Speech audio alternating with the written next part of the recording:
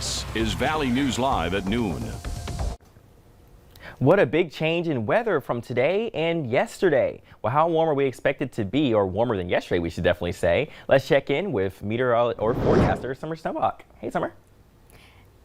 Hey, Brian. After a chilly day yesterday, we have really warmed things up. We started the warm up last night, continued all night long through the morning as well. So we actually saw our low temperatures here in Fargo right around midnight, and we have been warming up ever since. Currently, we are under mostly sunny skies. Here is our live view of Corwin Auto Skycam in South Fargo, facing west along I-94. Traffic is moving just fine today under those bright bluebird skies. Temperatures have warmed from the 30s all the way to the 50s. Grand Forks, you have exceeded those forecast expectations. You're at 50 degrees already at noon on a Tuesday. 41 in Devils Lake, 42 in Fargo and Bemidji, 39 in Detroit Lakes and Thief River Falls. It is a breezy day though. Winds are mostly out of the west. We have a northwesterly component across the northern valley ahead of a cold front, and across our southern counties we are seeing more of a southwesterly component.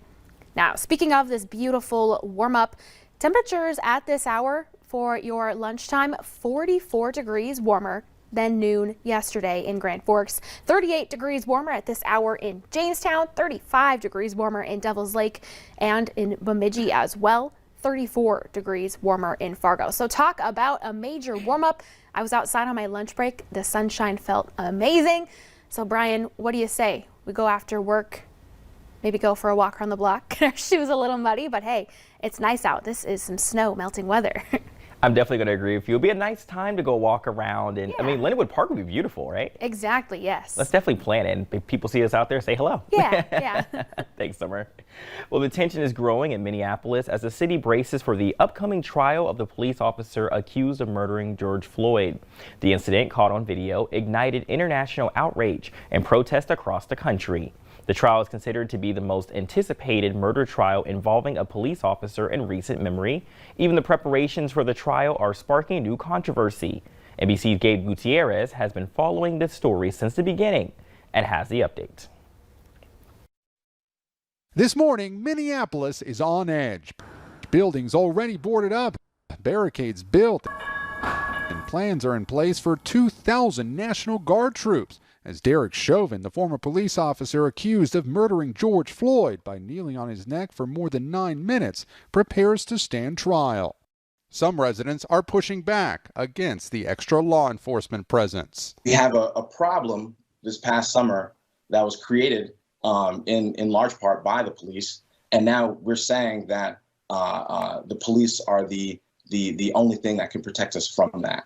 Now, after an uproar, the city's also scrapping a controversial plan to hire social media influencers to post trial information online. We use the term social media influencer, which in retrospect did not accurately reflect what we are asking of our partners, and it caused confusion in the community. That community is clearly still reeling more than 9 months after Floyd's death sparked a nationwide reckoning. Now, less than a week before Chauvin's trial, prosecutors are pushing to reinstate a third-degree murder charge against him, in addition to the second-degree murder and manslaughter charges he's already facing. An appeals court is considering the extra charge. We, in turn, will issue an expedited decision as soon as possible. Jury selection is set to begin Monday, opening statements by the end of the month. Cameras will be allowed inside the courtroom, but the eyes of many will be on the streets outside. If people want their voices heard, that they wish to protest, we want to see it done in a peaceful manner. Authorities are trying to avoid what happened last summer when parts of the city burned. Gabe Gutierrez, NBC News, New York. The state of Minnesota is expecting to get 45,000 doses of the Johnson & Johnson COVID vaccine this week. The governor believes those vaccinations should be in the arms between Friday and Monday. It is not clear how many doses of the vaccine will be headed to North Dakota, but when talking to Sanford, they said they're hoping 6,600. That story full at 4. Well, people are traveling to North Dakota from out of state just to be vaccinated.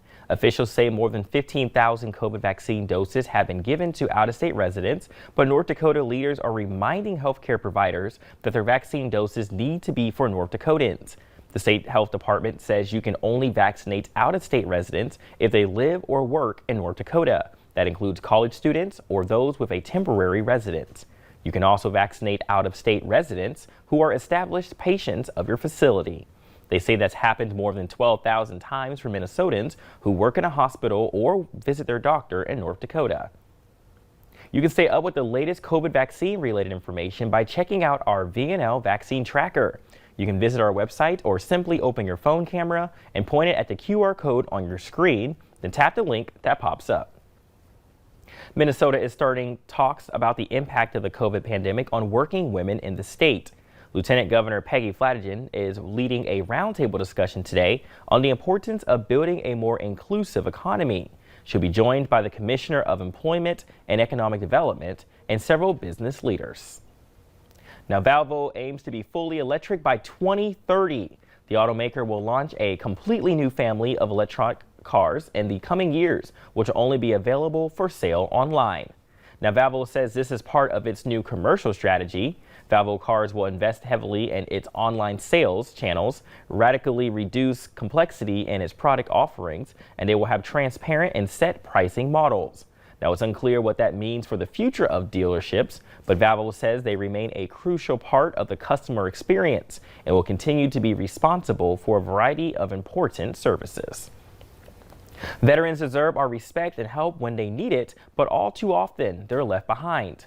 But now there are ways you can help to get some veterans back on their feet. Now, many veterans are seeing themselves homeless and could use socks, underwear, and even hygiene products to get them back on their feet. The collecting of funds can help pass legislation and bills to help them as well, and the VA hospital could always use the extra funding for support. Now, one of the biggest ways to help? Saying thank you to all veterans. As a female veteran, I guess it's a little even more difficult because there's the stigma of veterans being males and veterans only being serving in war. So when people say thank you, like to me, I kind of do feel awkward, but it does make me feel happy. Now, meetings are the first Thursday of every month at the West Fargo VFW, and it starts at 7 o'clock at night. Civil rights leader Vernon Jordan has died. He was 85 years old. According to family members, Jordan passed away peacefully last evening, surrounded by loved ones. Jordan grew up in the segregated South and became an influential leader in the American Civil Rights Movement, Washington politics, and Wall Street. He served as executive director of the United Negro College Fund and president of the National Urban League. He also served as an advisor to President Bill Clinton. Jordan's wife, Shirley Alborough Jordan, died in December 1985. He is survived by his daughter. Well, the Bisons are back on the road this weekend as they travel to Springfield, Missouri to take on Missouri State for their third game of the spring season. The pregame show starts at 1 and kickoff is set for 2. You can catch all the action on KVOY. Well, coming up at noon, the pandemic continues to plague blood banks across the U.S. More on that in just a few minutes.